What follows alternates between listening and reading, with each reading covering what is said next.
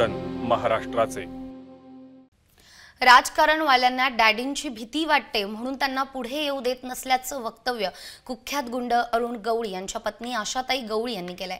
जालन्यात अरुण गवळी यांच्या पक्षाचे उमेदवार गणेश चांदोडे यांच्या प्रचारासाठी आशा गवळी यांनी सभा घेतली। यावेळी त्या बोलत होत्या। त्याचबरोबर हे सर्व राजकारणी बाजारातल्या महाधंदेवाल्यांसारखे असल्याचा संतापही आशाताई गवळी यांनी बोलून दाखवला। पण आजकालची ना भाजीपाल्यासारखे लोक विकल्या जातात। भाजीपाल्याचा भाव जसा बदलतो तसा लोकांचा भाव बदलतो।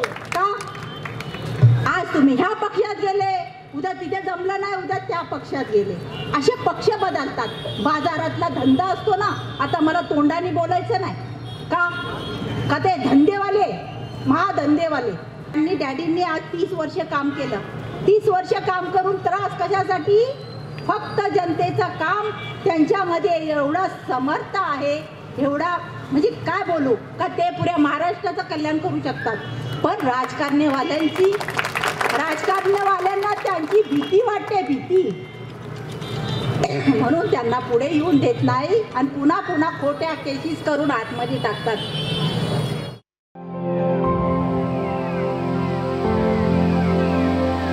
AM न्यूज स्पंदन महाराष्ट्राचे।